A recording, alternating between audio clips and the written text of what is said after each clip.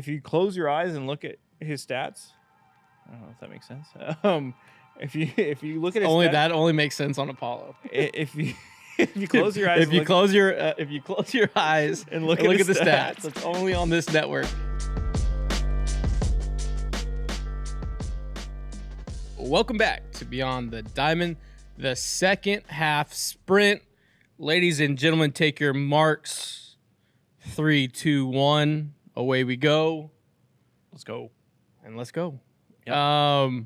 Yesterday, the All-Star game, phenomenal finish. One of the most exciting All-Star, I'd say, as a package, the home run derby and the All-Star game this year, phenomenal.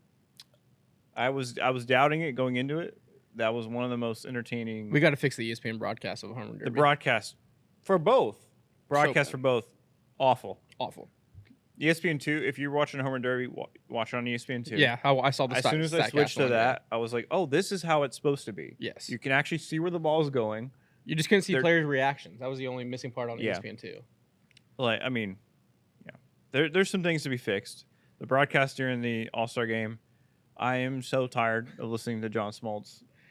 I think he's fine in games, but for an All-Star game, like, it's supposed to be exciting. You're supposed to have somebody in there that's like, oh, this dude is awesome. He has a great curveball. Like, or this dude hits tanks. Like, this guy's awesome. Instead, you hear, yeah, you know. Oh, back in 1985, I threw a 82. 2-2 splitter, and you wouldn't believe it, but it got a splinter in his eye off it. I'm so Meanwhile, done with Joe it. Davis deserves every Joe Davis is awesome. daytime Emmy. Like, that guy is so good. Like, not to give Dodgers flowers, but for them to have him every single game is freaking awesome. Yeah. That guy is so good at what he does. Here's a question for you. Who would you replace John Smoltz with? Oh, Who's a color analyst man. that you think is like Prime Joe Morgan. I know. I was watching old All-Star game clips, and Joe Morgan is just so good at his job. You know who I think you can get like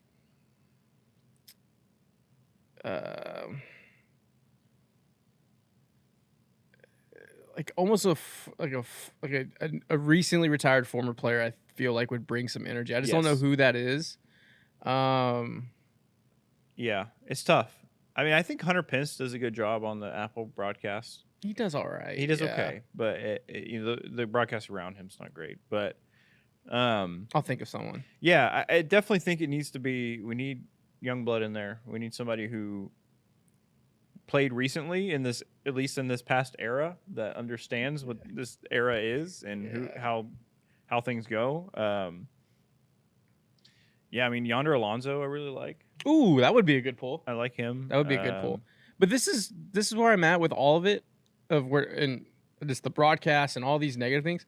Baseball saves itself with moments, though. Yes. Like the swing off, we'll touch about the Hank Aaron tribute, like the stand up for Kent. Like there's like little things, like the Scooble Cal Raleigh mic'd up. Like baseball, things they're doing right. Baseball, when it tries to do something, stumbles on itself. But when they don't, and they just let something small, organic happen, it's beautiful. Like it's really well done. What I think it is, I mean, not that it's always younger people, but I think it's fresher minds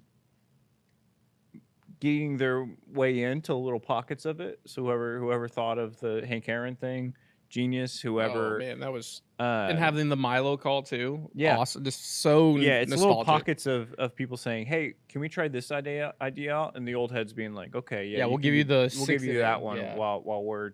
So it's like trying to break into that, which is why I'm like, we're probably gonna, unfortunately, have John Smoltz call big games in the booth for the next 20 years. But as you see, like. The fresher ideas when they do pop up, it's really, really fun. Like, I mean, even ESPN2 for the Home Run Derby broadcast, I was listening to it, and like, you could tell the people that are running that broadcast care about baseball and like making it look cool. Obviously, there's some nerd shit going on with it's a StatCast broadcast, is what they label it as. But realistically, if you look at the ESPN2 Home Run Derby broadcast, and then you look at an old like 2002 Home Run Derby broadcast. That's how they both have more similarities than the main ESPN broadcast. I think, like you said, any of the little ideas, the swing off is genius. It sounded genius when they, I think the rule went into effect last year. It just didn't tie. I was like, oh, that's a good idea. So cool, dude. In practicality, it's one of the coolest. It's the coolest thing ever. I did get off. I was mad at Boone for his choices, but then they did come out and say, yeah, every player dipped. And it was predetermined by the teams who was gonna. But I'm like, how do you not put? Tell me Aranda versus Kyle Schwarber wasn't what you wanted. Caminero wasn't. Yeah. Do you think we're within the next decade, we're getting swing offs in Major League Baseball regular season games? Yes, I think so too. Maybe not. I think you'll go to like 13, after the 13th inning. After the 13th or 14th inning. The only problem I can foresee that they need to figure out is, I guess each team would have a designated thrower. Yeah, you'd use your BP guy. Yeah, because I was like, oh, maybe it's like one designated thrower throwing to both, but then it's like, he threw us bad pitches. You see where your mind goes on that. My mind goes, do teams now use a 26-man spot for like a bopper? That's like your only role. I mean, you'll be a spare pinch hit guy. I mean, DH 5 times over 162. But if we get to this situation, like, you are our guy. You are our. I mean, the Royals fucking between Bobby Witt and Jack Caglione. You imagine a swing off against the Rangers on game 140, and the division leads 3.5, and you have our boppers versus their boppers, and everyone's sitting spinning to the Crawford boxes. The tough thing is, like, if you're a team that's like a small ball oriented team, it's like that's kind of unfair to you. Well, that's where I do like if it's after. It's tough. I'm a little bit old school where I'm like, I hate the Manfred runner. I love a 18 inning game. I love it. I love a good 4 hour. It's fucking. It's crazy. But at the same time, like, all right, it's it's August 13th. Let's move this along. I could see it after maybe after 14 innings. It's like, all right, let's just do a swing off. I do wish it was outs instead of swings, or maybe the swings is more electric. Would you like the? That's the same thing. Would you like alternating? I like the alternating. No, I'm saying, like, instead of doing 3-3, go 1-1, 1-1, 1-1. Oh, each swing? Yeah. Oh my God, no. I mean, that's so much harder. But that reminds me like penalty kicks, right? No, you don't get you're like right. Your whole team of penalty kicks. Like, I love the setup of 3 guys, the 3 swings, pause. I love the setup of the swing off being 3 players with 3 swings. 3 swings in a cup. God dang it, dude. We gotta reset the marker for mess ups in the second half. We're back at 0. You know what I mean? We need a little sign. Yeah.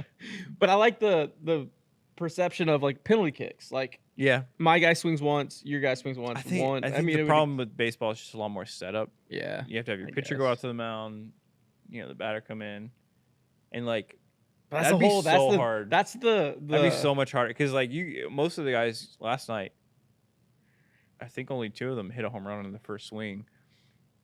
Or maybe just one of them. I think Schwarber was the only one that hit a home run on his first swing.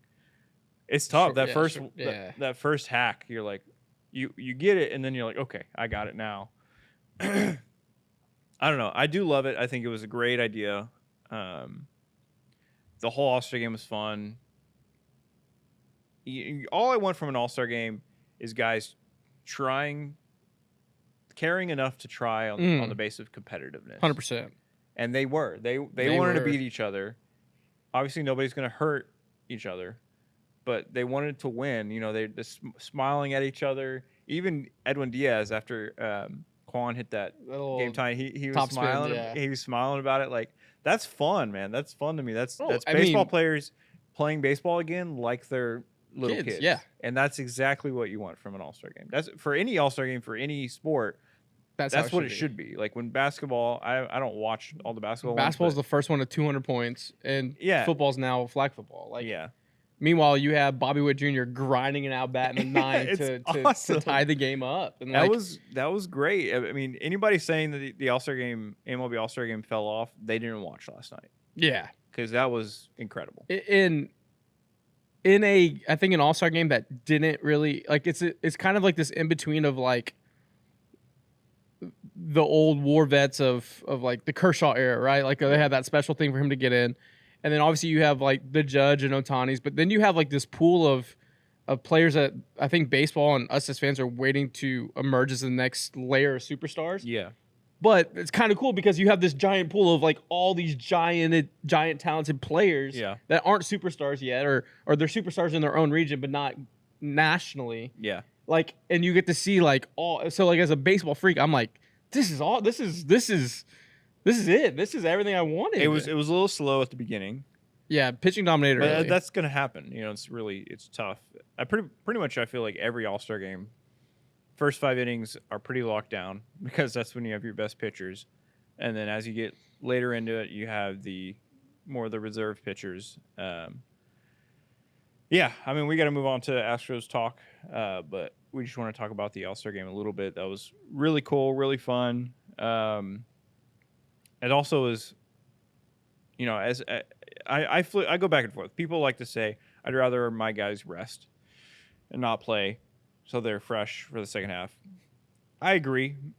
At the same time, especially for hitters, I don't think it's not that exhausting. Like, it's not that big of a deal. Pitching, though. I'm glad Hader did. I'm glad Hader did not. You know, but I tweeted out, I wouldn't mind if Hader got in there because if you think about it, for a bullpen arm, you know, going over a week without pitching can be a problem. If you would have went yesterday, it would have been 2 days between outings, and then it would have been another 2 days if he pitched Friday. Correct. So I mean that it would just keep him on regular rhythm. But I'm not advocating that he should have played. I'm totally fine with him not. But yeah, I do miss. Has Jordan? Jordan's gotten like 3 at bats, I think, in the All-Star game before. I want to, you know, as much as I would like to say back to what I was saying, as much as the guys getting rest, I agree with fully. At the same time, 2018 was electric. Yeah. Watching Springer and Bregman both hit tanks in the All-Star game, like and getting the brag about that, and you're like, oh yeah, my guys rock. Yeah, my guys are bopping. Yeah. What is the Dave Parker shirt? Don't mind us. Oh, hold on, let me pull it up. I can't butcher it. Yeah, don't butcher it. It's Dave Parker. Rest in peace, the Cobra. If you hear any noise, it's just me and the boys bopping. Hell yeah! That's such a like fire. The pride you get from your player kicking ass in the All-Star game, it can't be overstated. So I don't know. I go back and forth on it. Same with pitching though. Like I don't fully want my pitcher to go, but if my pitcher goes in there and just mows down 3 National League All-Stars, I'm talking shit all year. That's awesome. Hey, little gamemanship. Dave Roberts used all 3 of the high leverage overused San Diego Padres arms. He did. I didn't think about that. Little gamemanship. Wow. He was quick. Did he use a single LA reliever? Do they have a LA reliever? I don't know if they had a reliever, but Adams, Morjan, and Suarez were all used. Yeah. That's so funny. Even using Morjan is crazy because he was definitely the worst pitcher on that roster. But I'll say this: the times they're changing. Yep. Shout out to Bob Dylan. I don't know if you noticed, Houston Astros were not booed out of the All-Star game. I did notice that. I was watching when they were announced, and I mean, to be fair, the music was loud. They had the music in the stadium popping, which is great. I can't remember what it was. It was definitely an Atlanta rapper, but Luda. Was it Luda? Yeah, well, it was loud. So I mean, you couldn't really hear the crowd that easily either. But that's a recession indicator. The Astros not being booed at the All-Star game. I know. Recession indicator. Kind of makes me want to piss them off again. Kind of makes me want to win another World Series. It's kind of nice. It's kind of nice when they. It kind of makes me. Yeah, I do. I miss the booze. I miss the booze, and I miss all the replica rings on fan giveaways. I miss all that. And speaking of that, Second half sprint. Second half sprint. The Astros, like the Flash, the Astros have the second easiest schedule remaining in baseball. 29th out of 30. Tied with the Cubs. 66 games left. Their hardest opponents to face. This is according to tankathon.com. Shout out. How many games are left? 66. We did bad math the last episode, by the way. You had it right before the episode, and then on the episode, we both panicked. And so said 33 wins gets you to 89 wins. Go 500 the rest of the way. You're at 89 You're wins. at 89 wins. Okay. The hardest I opponents. think 91 wins They the have division. 3 with the Tigers, 3 with the Blue Jays, 6 with the Yankees, 6 with Boston, and 6 with Seattle. Give us your take. Let's hear the hot take. Look in the camera and say it. I think these next 3 weeks, 2 weeks for the Astros, the end of July, is more important than the remaining 2 months of the season. Here's why. Your guys rehabbing. You potentially have four starting pitchers that could be coming back at the end of July / early August. You have Jeremy Pena working his way back. You have whatever's going on with Yordan. Hopefully you have an update. That is all, just on the rehab side, that's all huge for the sake of, do we need to make a big move at the deadline, or can we stand pat with these guys coming back from rehab? The second part of that, 3 with Seattle. These are really important games. And then you have a decently easy schedule. If you can come out of July or get to the trade deadline on pace to be way higher than that 500, like we said, they just need to go 33 and 33. If they, let's see, there's 1, 2, 3, 4, 5, 6, 7, 8, 9, 10, 11, 12, 13 games left in July. Say you go 9 and 4 at worst. That puts you in a pretty good position where you can say, all right, we can focus on the playoffs. We can just, especially if you say you swept Seattle. Could you imagine? Like, what if you get swept though? Exactly. That's what I'm saying. These next 2 weeks are extremely important to determine what you're going after on the deadline, because it's a big difference between going after 1 or 2 high level players or saying, shit, we just got to plug the holes in the boat. There's a difference between adding turbo to your motor on the boat and plugging the holes to make sure you don't sink. So I think this next 2 weeks is the most important stretch of the season, of the regular season. I have a suspicious feeling, and we're doing a callback. The more I'm digging into it, it really does feel like Seth Lugo is going to be Houston Astro. I just don't see how you can rely. And it goes back to last year, the same conversation. Hey, the Astros at the deadline need a third pitcher. And they went and got Kikuchi. And he was a stabilizer, a veteran. He's going to give you 5 innings guaranteed, 5 to 6 guaranteed. Obviously, he exceeded all those expectations and more. But it just feels like they're going to get a guy that they can trust. Because right now, you have 40% of your rotation that you're like, hell yeah. We know what we're going to get. Hell or high water, a win or a loss. They're going to go 6 innings, and they're going to give you an opportunity to win. You have 60% of the rotation right now where it's a legitimate coin flip, which is fine. I'll take those odds. But I think you can't rely on that. Yeah. According to Chandler's article, that 60% have had I think he said 4.87 ERA. So as fun as they've been in moments, and as much as they have kind of buoyed us, and they feel like they've pitched a lot better than that ERA suggests. I mean, you're right. You can't rely on that for the rest of the season. I also have I have two more hot takes. Okay. For the second half. Get them off. Ryan O'Hearn and Mullins are not Astros. I think it's too on the nose. Like, I think it's like a man, ever since I've heard Edwin Cabrera and Jesus Sanchez. I feel like you can get someone that literally matches Mullins and O'Hearn's in an Excel sheet for way cheaper than I definitely think the. Yeah, I definitely hope and think that Dana and his team have kind of lesser known guys that can plug in and be better. I don't know, man. Though that's why I'm saying this next 2 weeks is so important, because if you get to this next 2 weeks and say Javier is he's not going to be back, but maybe Eric, even when they come back, they're still not. Well, but if you get to this and Arrighetti and Javier are both pitching in Sugarland and about to be back, and Garcia is not far behind, and JP France is not far behind, I don't think you need a Lugo. But this is where I'm at.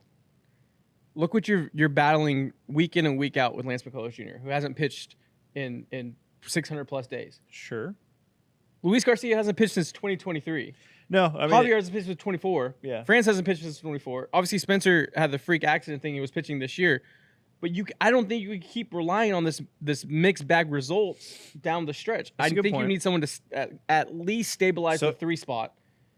And then you have that mixed bag. If it's Lugo and like a 700 OPS hitter, that's a win at the deadline. You'd rather do that than go for a bopper. Yes. I think I'm still leaning bopper, because I think hitting is, with everything we've said, the Astros are still one of the best teams in baseball pitching wise. But what they haven't been good at is hitting, and that's where it's fair. I just think I hear what you're saying, and I agree. Lugo's way better than I was even thinking he was. I think he's on a stretch of 1, 2, 3, 4 of his last 5 are quality starts with 9Ks, 7Ks, 8Ks, 7Ks, 5Ks. I mean, he's been really solid. It's tough. That's why this next 2 weeks is huge. I mean, everything from now until after the deadline, those hours after the deadline, once we figure out what's happened. I hope they make moves before the deadline. I do too. I need moves like next week. Yeah, I agree. I mean, if you're going to go for somebody like Lugo, I'd hope they'd go for him now. I just don't know if the teams trading those pieces are gonna wait. Right now, until the sprint from right now until the hours after the deadline, I think are gonna determine the Astros season. Is that a that's crazy no? I think that's very fair. Whoever they get to the deadline, how they perform against Seattle, how they perform in this little stretch, is the launch pad for how the next 2 months go and how the playoffs go. I also think, obviously, you crawled into the break. Some teams came in white hot, like obviously Mariners had they swept the Tigers. The Red Sox have won 10 in a row. Like, it's a good hard reset for everyone. Momentum stops and you got to rebuild it back up. So I think that's a good thing for the Astros. Yeah. My hot take for the second half sprint: Cam Smith ends with an OPS of 850 on the regular season. He's at 765 OPS right now. So I think he raises his OPS at least 90 to 95. I mean, that would win him rookie of the year, right? Yeah, I mean, Kurtz is tough. Kurtz is I tough. think Jacob Wilson's going to continue to fall down. But I think Cam Smith buoys the second half, and I don't know if you read this in the Houston Chronicle or your local newspaper. Extra, read all about it. Jose Altuve has an 801 OPS. Yeah, just like that. He's kind of just. I think he's kind of figured out who he is now as a player. Who is he? He's got 17 home runs, dog. He's 800 OPS at 35. If you close your eyes and look at his stats, I don't know if that makes sense. If you look at his only stats, that only makes sense on Apollo. If you close your eyes, if you close your eyes and look at the stats, it's only on this network. I mean, he's like a Rowdy Tellez type now as a hitter. That's out. Okay, whatever. Whatever. He's like a bopper. Like he hits home runs and clutch doubles, the occasional infield hit, but he's not the singles guy anymore. And he's bad at defense. So it's like he's like a what you would imagine like an aging like Prince Fielder was or something like that. It's you wouldn't think that looking at his size and stature, but That's kind of how he's been Honestly, playing. so I pulled up the swing percentage profile. Altuve's in the zone. So the top of the zone is 60%, 75%, 75%, 59%. Middle part of the zone, 59, 72, 72, 58. The bottom of the middle, 52, 63, 62, 50.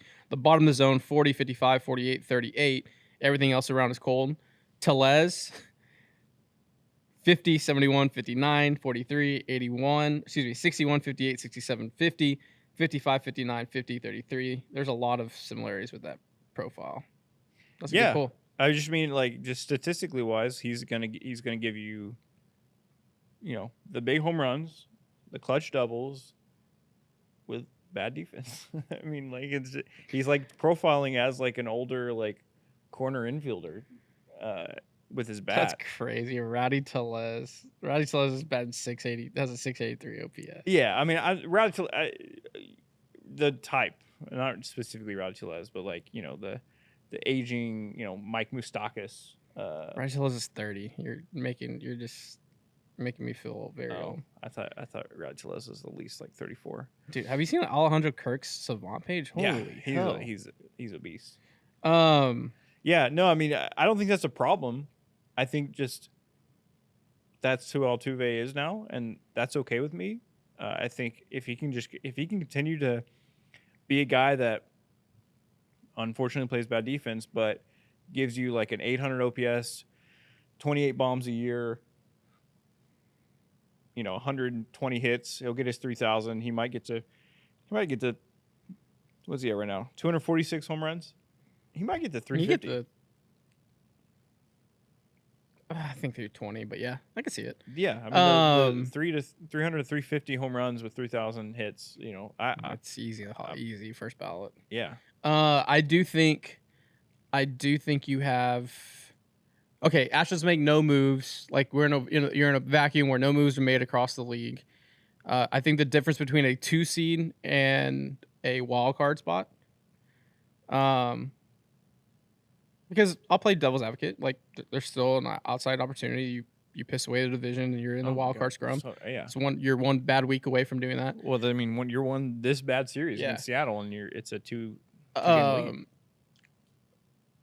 I think it hinges on Yiner and Christian Walker. In a vacuum. Obviously, they're going to shore up, the rotation with an arm. Hopefully, get a bat. So in a vacuum right now, I think the break was great for both those guys. It just I think it's going to be a good reset. I would put good money on both of them having a higher OPS in the second half than they did in the first half. I mean, so right now sitting through 321 at bats, Yiner has a 688 OPS. His Savant page is trending up with the red. Had a big dip there July 1st, and now trending back up. His XW Woba starting to get back to the baseline. And Walker's at 660. Okay. So, yeah, I mean, I would bet that both of them are closer to a 750 OPS in the second half. I don't have big hopes in either of them going crazy, but I do think they're gonna. I'll take that right now. Yeah, I think they're gonna be a little. Fairy bit better. godmother was just like, "Would you take that?" And I said, "Yes." Now, 100%. I mean, I think both of them have been around that pace. I don't, we can't spend all day looking at stats, but I think over the past month, I would say both of them have been a lot better in what I would expect from them. It definitely helped Christian Walker to hit in LA for 3 days. It may help him hitting back in Arizona. Yeah. And this weekend, so. Yeah, and Seattle. I think he'll do decent there. Yeah, I mean it's a sprint coming up. Next 2 weeks are vitally important. We'll be doing our live stream for the trade deadline.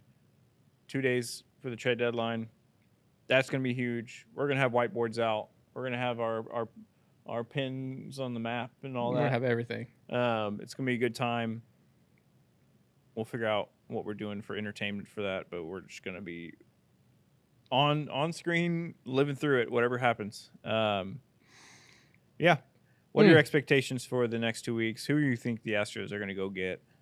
Let us know. Yeah, let us know who your X factors are for the second half sprint and why. Yeah. Let us know in the comments. But other than that, that is the. We didn't even talk about the Seattle series. No, I mean we talked around it. I mean, we'll talk about it on the live show. You can we'll talk know about it on the the live matchups. show. It's going to be our 3 best pitchers against their 3 best pitchers. It's I'm interested to see on our side who Joe throws in that third game. Who do they view? Because this is a reset at this point of the year. This is basically opening day again. Obviously, you're 1 and 2. Does Hunter go game 1? Go Friday? Or I'm sending Framber. I'm sending pissed off. Yeah. All-star snub Framber. So, but who do they go for the third game? Is it my Walter? boy Iguodala? Brandon Walter. Is it Walter? Give me Brandon Walter. Is it Lance? It's gonna be Lance. It's gonna be Lance. And Lance pitching back in Seattle for where the he first time shoved. since, Where he shoved 1-7. Yeah. It's gonna be interesting to see how they view the rotation, kind of with this reset. Who's your third guy? Who's your fourth guy? Who's your fifth guy? Yeah, it's gonna be fun. It's gonna be interesting. It's gonna be. Yeah. What's today? Oh, yeah. Well, this is released Thursday, but today for Wednesday. You know where I should go for lunch? Houston's wing joint. Paul's wing joint. Burger Wednesday. Big City Wings. Burger Wednesday. Sourdough bun. Oh, fire me up. While you're watching this, though, it's Thursday, so get that 2-for-1 special on Thursday. They have their 10-year anniversary deals going throughout the month, so head over to Big City Wings on their socials to see what's going on over there. Use Zing, Zang. Zang responsibly. Get yours at HEB, Total Wine, or Specs, whether it's the pre-made with vodka buddy blazing, or if it's the standard traditional award-winning #1 mixes, whether it's the margarita mix, the michelada mix, the blazing bloody mary mix, whatever it may be, head over to Total Wine, Specs, and HEB, and Zang responsibly. Yep. And that's today's episode. Second half sprint. I don't know what I'm supposed to do till freaking Friday at 9 p.m. Hey, watch movies. Watch movies. Watching movies, I guess. Hanging out. Yeah, it's weird. No baseball at all. What am I gonna bet on the next? That's that's a problem. That's a real Prize problem. Picks trying to get me to bet on WNBA, and I probably will. Probably will. Yeah. Thank you for watching and listening to Beyond That podcast. I won't be here Friday, but Dez will be there with you tomorrow. For you tomorrow, Friday. Yeah, and we'll be back next Monday with the regular pod. Yes, sir. Thank you for watching and listening. Peace. Love you guys.